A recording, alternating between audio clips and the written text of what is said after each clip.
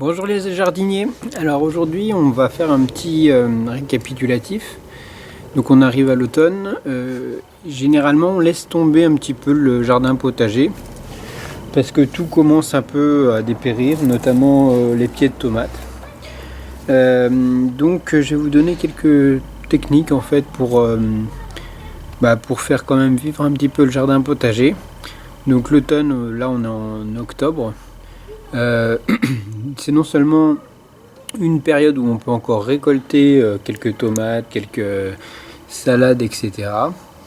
Quelques courgettes aussi, les dernières. Et on va surtout aussi préparer le sol.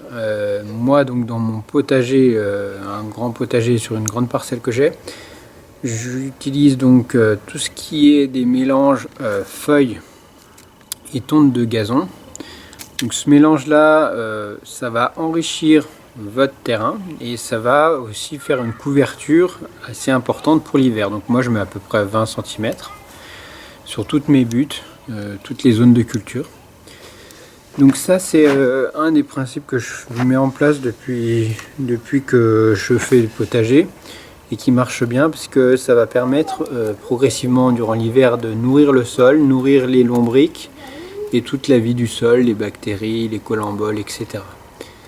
Donc, mais par contre, il faut toujours avoir une sorte d'équilibre entre l'azote des déchets de tonte qui sont vertes et donc tout ce qui est marron, comme le broyat comme ça, les feuilles mortes, voilà.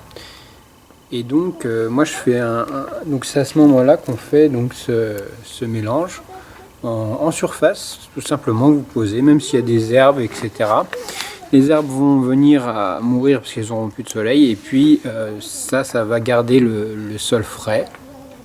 Ça va éviter que le sol gèle, donc ça va maintenir en activité tous les lombrics, etc. Et la vie du sol d'une façon générale. Alors, ce qu'on peut faire aussi au niveau du jardin, donc je vais vous montrer, je vais prendre la caméra, je vais vous montrer. Donc voilà, on va faire un petit topo. Bon voilà, là il y a encore un pied de tomate avec quelques tomates, on peut les laisser. Mais si par exemple vous avez des tomates, des pieds de tomates comme ça, là j'en vois une, il n'y a plus de tomates dessus, donc on peut tout à fait, au lieu d'arracher carrément la plante et dire ouais c'est bon, on arrache tout, et ben vous la coupez, vous prenez une paire de ciseaux, vous la coupez à ras quoi. Là ça va être un peu difficile. Voilà, vous la coupez à ras. Donc ça vous l'enfouissez dans le sol ou etc. Bon là j'ai un petit potager donc je l'enfouis pas, je mets dans ma benne, je mettrai dans mon grand potager. Et c'est pareil pour tout ce qui est des végétaux que vous cultivez. Là on a par exemple un vieux haricot. Donc vous prenez un couteau, une paire de ciseaux, et donc la partie racinaire, ça va permettre ça va se décomposer progressivement dans le sol. Vous pouvez recouvrir si vous voulez pas que ça repousse, mais ça va se décomposer progressivement, ça va laisser place donc à un vide, même partie pour cette partie-là. Ça va faire partie de l'allègement du sol en fait. Et ça va favoriser en fait un sol qui est très peu compact, comme on peut voir ici. Moi c'est quasiment du terreau maintenant, et c'est plein de champignons comme vous pouvez le voir. Donc ça c'est dû tout simplement à une bonne pratique de culture, à savoir un paillage constant sur le sol et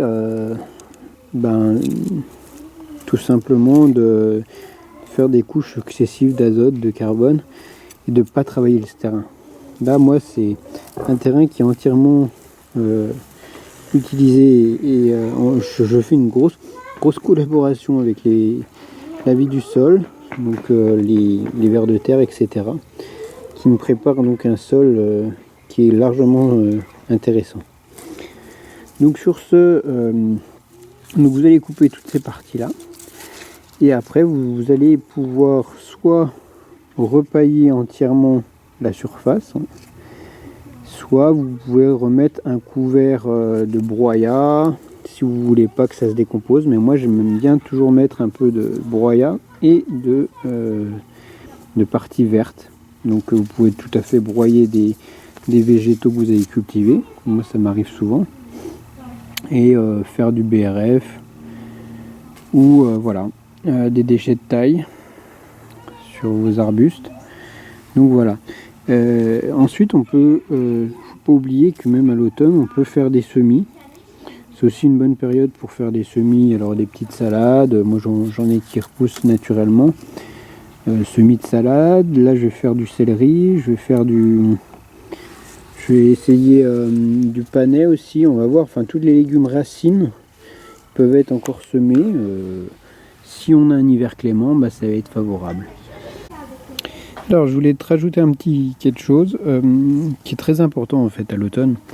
C'est comme tu peux remarquer, donc les petites salades elles sont montées en graines si tu les as plantées un peu tard ou si tu les as laissées monter en graines. Moi je laisse toujours un peu. Et donc tu as donc des épis floraux et puis ensuite des graines qui se forment.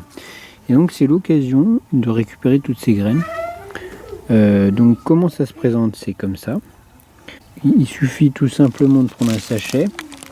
Donc pour les salades c'est comme ça et tac, tu tournes un petit peu comme ça te fait une quantité de graines impressionnante.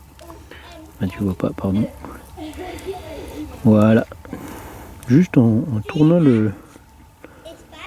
la fleur, le reste de la fleur en fait, on a tout ce qui contient toutes les graines. Et voilà ce que j'ai récolté avec une fleur. Donc tu peux t'éclater. Là j'ai pour des milliers de graines pour l'année prochaine de salade. Au lieu d'en acheter, etc., ben, tu peux en récolter. Tu en as déjà produit et tes graines, les graines que tu auras produites, elles seront encore plus résistantes parce qu'elles seront acclimatées à notamment le temps qu'il fait ici, etc. Et chez toi, c'est pareil. Si tu as un climat plutôt chaud, ben, elles seront acclimatées à la chaleur. Et donc c'est pareil pour tout ce qui est haricots. Donc les haricots qui sont devenus complètement secs, une fois qu'ils sont... Voilà, bah, y a un petit morceau là. Voilà, une fois qu'ils sont bien verts comme ça, bon, ça tu peux encore les manger. Mais arrivé comme ça, bah tu manges pas quoi. Mais tu le laisses jusqu'à récupérer les graines qui sont dedans. Les haricots, il faut les laisser sécher une journée au soleil. Et après tu peux les mettre pareil dans des petits sachets. Et tu te fais tes graines pour l'année prochaine. Donc ça tu le fais pour toutes les plantes. Tout ce qui est pareil, tu vois, tu as des graines dans les tomates. Tomates cerises que tu peux en récupérer en quantité massive. Donc ça c'est tout simple, tu le mets, tu prends tout le jus en fait de la tomate. Tu prends tout le jus, enfin sur les belles tomates que tu as, pas des comme ça peut-être, mais bien mûres, tu récupères tout le jus avec les graines. Voilà. Tout ça tu le donc tu le mets dans un bocal, tu le fermes. Un bocal fermé avec un peu d'eau dedans, ça va un peu fermenter. Et un jour après, tu les mets à la passoire en fait. Et tout le petit liquide qui est autour de la graine va s'enlever beaucoup plus facilement. Tu vas pouvoir après les laisser sécher une journée dans une assiette au soleil.